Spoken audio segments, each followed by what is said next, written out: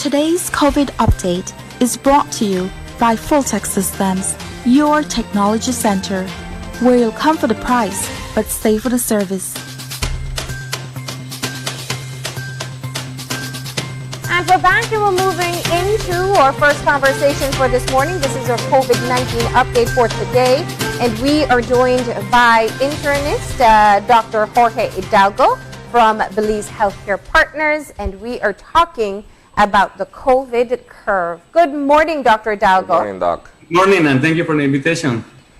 Well, we appreciate you taking the time to always help us understand the latest information. And I just want to start off by hearing from you your impression as to how we are doing with the COVID-19 situation at the moment. Okay, well, until the day today, I think so. We have information so far that it allows to increase our understanding on the biology of the virus. Also, of course, we have some additional ability to do the diagnosis of the infection, the nature of what COVID-19 can cause in patients, the extension of the damage that this virus can provoke in our patients, and the overwhelming inflammatory response that at the end of the day can cause and compromise life. Of course, we're still trying to understand and trying to get therapies to treat it. It's been difficult because we don't have not too much armamentarium to battle it down. And despite of that, months of research and months of gathering all this information, still a lot that we are still not known very well regarding the virus. In COVID-19, as a clinician, as a bedside, everybody continues to face an imperfect understood disease that essentially, as we know, it leads to tragic consequences in many of our patients, under enormous pressure to help patients while we are trying to don't cause any harm. This relies essentially on the transparency of the scientific community and the scientific information we can have to be able to provide to our patients the best options of treatment that is possible based on the scientific information we are gathering. Yeah. Now, Doc, when we look at where we are, we're at 788 active cases, and we're talking about flattening this curve or trying to reduce the numbers, if I may. But on a daily basis, we see that the results of tests being conducted seemingly fluctuates. You have days when you have 35 cases, for instance, and you have days when you have 65. And that has a bearing on the overall number of cases that are active in the country. What is the best suggestion at this point, from your point of view, to see a reduction in those numbers in the most practical way? Well, I think so. Majority of efforts that the governments, and I'm talking about in general, but also, of course, Belize is not an exception. Majority of the efforts, when we see that our curve is essentially growing, and I'm glad that the curve is not growing exponentially in the sense that even that we see cases, we are not seeing this overwhelming amount of cases that essentially is saturating our facilities, but we can reach that stage. Mean that majority of efforts are essentially, or need to be essentially trying to do the mitigation and containment of these cases, and probably focus on the areas where we see most of the numbers, or majority of the numbers of the cases. No? Yeah. As we see, I think so, it's been identified a couple of places that essentially all this effort probably need to be more. We need to put more time and effort in those particular regions. No? Yeah. It's interesting that you mentioned that, because that's kind of a measure that we have seen other countries set as their limits, you know. They calculate how many people they can manage within their healthcare system, And if they start to approach those numbers, that's when they start implementing measures of restrictions within their communities. And so we have seen, or it appears that we have had manageable hospitalized numbers so far. There's only one time I believe the KHMH COVID unit reached its capacity. That's correct. Despite of everything, I think so. We are not in that bad position. Of course, we want to reach that stage, and that's why your questions are and also are important, and also all the efforts need to be put on to contain and mitigate the number of cases. Yeah. When we look at having just a little over 2,000 cases so far, and we look at the mortality rate associated with those cases, we're looking at 30 persons who have since passed away from COVID-19 at a percentage of 1.37. What does that figure tell you? Are we doing good in terms of trying to mitigate that number when we look at the population of persons infected? Or is it that, there's still effort that needs to be made to keep it as low as possible, lower than where it is? Well, I think so. As always, as much as we can do to contain the COVID-19 cases, all efforts that we can do, and that's those efforts we need to essentially divide it in several. No, we have the public health measures that I think so they are doing trying to make the best is possible. Also, we have the measures or the different strategies we have at hospital level to manage the influx of cases, and probably one of the most important part is what we are doing as a society to adhering to the social distancing measures. No? Yeah. It's critical that we don't relax our work, and we need to continue practicing all the social distancing measures, because so far is the only measure that it proved that it works. No. Mean that we need to wear our masks, we need to keep social distancing, all the things that we know already, but unfortunately we need to emphasize, because at the moment we see probably that the number of cases are reducing, as a human beings we're trying to relax, we're trying to accommodate, but I think so we are not in that luxury times. We need to, of course, wait until we have the vaccines, that all of us are in that waiting period and anxious to see the results of the vaccines. Now, when we look at what's happening in Belize, we detected clusters beyond border jumpers in August. And so last week I did a story with an epidemiologist from the Ministry of Health. And one of the things when looking at the numbers, because we've been more monitoring daily counts, but when you look at the trends itself, they've actually identified 3 mini waves just within this particular outbreak. Times where there's been an increase in cases on a daily average, when it reduces, and actually at this time we're moving into what seems to be a 3rd wave. One of the things that the epidemiologist noted was anytime we start to see less numbers reported daily, people seem to get lax, and we're seeing that very same 2-week cycle that we hear about internationally, where after that there's an increase in cases. From your perspective, Dr. Hidalgo, how do we communicate the message that there is no point in time where you can become relaxed about the virus, that it is always here and always a threat?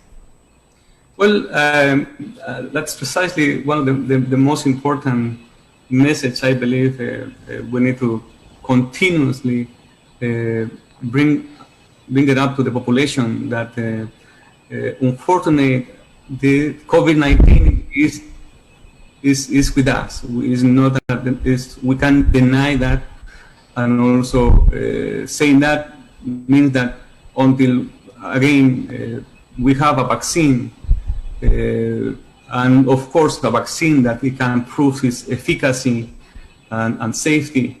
We don't have the luxury to go out without properly taking our measures. And I think so. The most important message that we can probably, and I need to bring it up, is that what happened with President Trump, no? And that he's now recognizing that he learned his lessons, that he needs to do what's to be done in terms of wearing masks. I think probably for all of us that was an important learning process, because he was one of the trying to avoid use mask, and then he got the COVID-19. Yeah. I mean that I think so the most important thing is that don't relax. Can you hear me? Yes, I'm yes. hearing you, yeah. Okay. I mean that we cannot allow ourselves to at any point on time to relax. We need to continue practicing our social distancing measure. We need to wear our mask. We need to keep the different strategies that is possible to trying to prevent being one more patient. Well, it's arguable whether he has learned a lesson from having contracted the disease, given the actions that were taken over the weekend. I would want to think that if you have been tested positive and you're going through the symptoms and going through the whole ordeal, that one would want to self-isolate or remain in quarantine. That's correct. That's a different conversation altogether. I just wanted to put that there, Definitely, I totally agree. Yeah, well, we can't actually separate it from our context here in Belize, because we've gotten repeated reports from the police department that people who've been asked to quarantine or self-isolate don't take it as seriously. And I wanted to talk about that for a second, because when we feel okay, it's easy to think, okay, I'm not coughing, I'm not sneezing, I'm not transmitting the virus. But that's just not the case. If we are to flatten this curve, Dr. Hidalgo, we have to understand how easily it's transmitted. So let's talk about somebody who is mildly symptomatic or asymptomatic, and how they're still a threat to healthy people around them. Well, you know that the unfortunate when we got COVID-19, even that even if we exhibit symptoms, it should be a period of probably 4 to 5 days that even if we are either symptomatic or asymptomatic, that is the incubation period that we don't have no symptoms at all, and we are already transmitting the disease. I mean that that's why this virus is so dangerous in a way, because even that we don't recognize symptoms, we don't have no problems at all. If we contract the condition, we are essentially be able to pass it to other persons, And of course, if after 3 to 4 days we start to present some symptoms, we know already that we are going to be more contagious. But the problem is those persons that they are completely asymptomatic, they have the virus and they can spread it out. That's the reason why we need to emphasize in the things we need to do as a society. Yeah. Now, we have made great strides, I think, in Belize in being able to put in place policies and even legislation that can be enforced to ensure that we minimize the spread. But clearly, it's not enough. We're still seeing new cases as we go by. From the experience of other countries, what do we know are necessary steps if we want to flatten our curve so we can get to the point where it just remains manageable? Well, I think so. Part of the war against COVID-19 is not essentially depends on how many resources we have, but how disciplined our society act. And I think so that is an important point. You see our neighbor, the US, they have all the resources, but despite of that, it's been difficult to control it. And we can compare with other countries like New Zealand, South Korea, that they are doing probably different strategies, but also the population adheres to what they need to do. And of course, we see now what is happening in Europe. You see they are facing the second wave. They are start to doing all the different measures, of course, with a little bit more understanding about the virus. Then they are trying to also implement some containment and mitigation measures to try to prevent a huge amount of cases. Yeah. And, you know, I mean, I watch with amazement as now New York starts to look at possible containment measures once again, because they were kind of, you know, the nightmare that we saw that we never wanted to experience, and here they are again. But let's... And also, go ahead. Sorry, and also in those countries, as we know, the flu season is very active. And then, of course, we also have a certain amount of flu season in our country, and essentially is knocking into our doors, meaning that is going to be also a challenge, because we will need to face on probably an overlapping condition in some cases, or probably a flu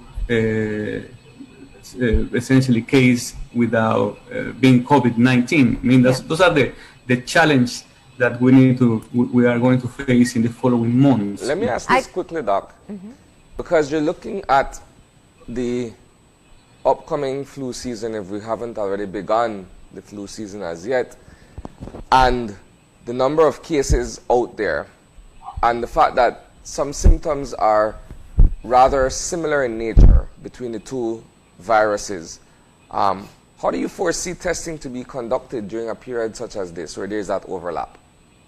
Yes, there are two choices. We have the ability to diagnose the influenza virus, mean that we will need to be running two different testing at the same time to try to rule out for some way the COVID-19, and also to confirm that this is a flu case.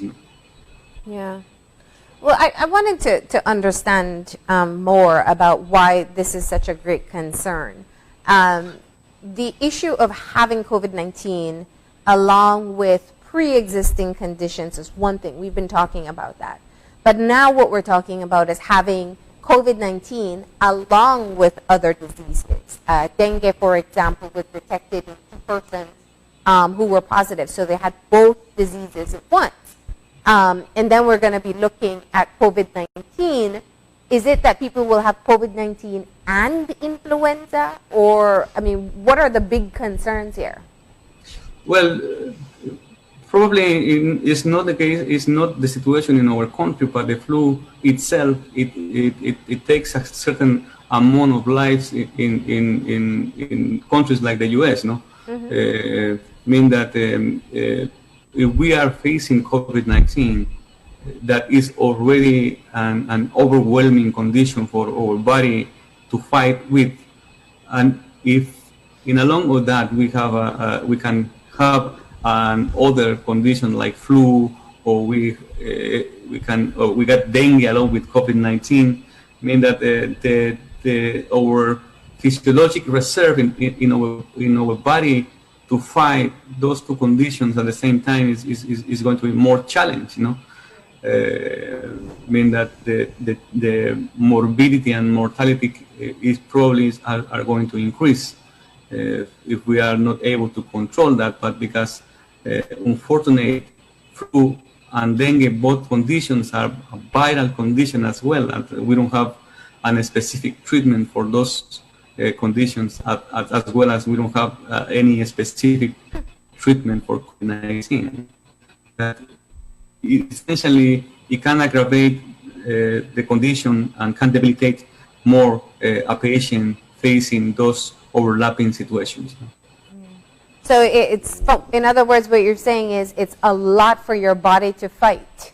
Exactly. If we have a moderate to severe case of COVID-19 with all the implications that we know now, plus the fact that we can contract an additional infection, and we need to also to realize that if we have a moderate or severe cases hospitalized, even so, those patients are already vulnerable because, you know, we have those patients, especially in the ICU, with different lines to put medications, lines to feed a nasogastric tube to be able to feed the patients. We have patients with a urinary catheter. I mean that all those different measures that we are trying to put in place to help our patient, also those things can be a source of an additional infection. I mean that it's a very challenge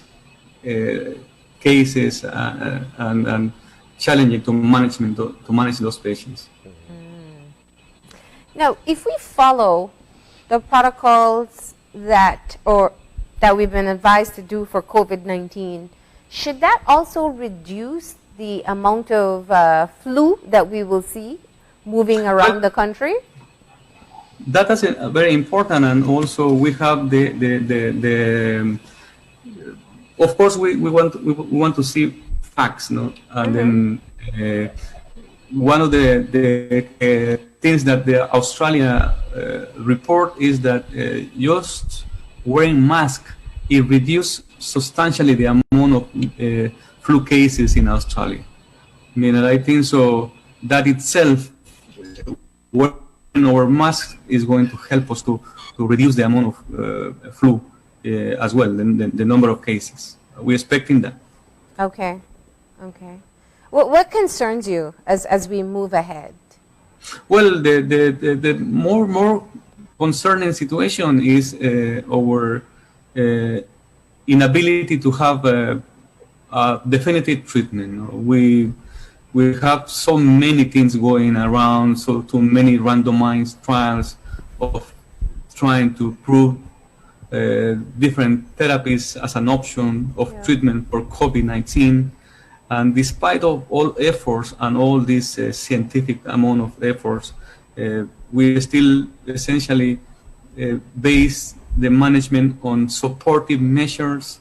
And imagine those countries with more resources and we are a country with limited resources. The few tools we have are essentially that we are relying on treat our patients and essentially give all the necessary support treatment, and so far it's helping. So of course is unfortunate an amount of cases that we are going to continue losing because of the nature of the condition, because of the same particular aspect of an individual patient that's essentially talking about the age, the different comorbidities that make and weaken the body and the ability to respond. Is the situation still the same in terms of morbidity, the causes of death? That it's of a particular age, diabetes and obesity that are the top reasons why people tend to lose their lives? Those are some of the risk factors that's still in place. You know, it's not changing, and of course, it's not also reduced to those type of patients. Also, we're seeing a younger population also that is dying. No? Yeah. I mean that it also depends on. One of the things we are trying to see is something that we call it the personal medicine, in the sense that it will depend on the phenotype of each individual that it will allow a person to face this condition with more, put it in that way, with more immune resources for the body to fight with, versus someone that probably have the same age, and exposed to the same amount of virus and same condition, and probably he is going to be unable to fight. And that those are all things that is in the scientific community to analyze the different phenotypes and how vulnerable an individual can be, more than others. All right. Well, Dr. Hidalgo, thank you for joining in this conversation this morning and sharing your thoughts and expertise. Thank you for the invitation. Have a nice day. You too, and stay safe. Let us be safe. And with that, we're going to go ahead and take a break. And talking about the COVID-19 situation, we're going to talk about how it's going to change how we'll vote this year. That's coming up after the break. So please stay tuned. This COVID update was brought to you by Fulltech Systems, your technology center, where you'll come for the price, but stay for the service.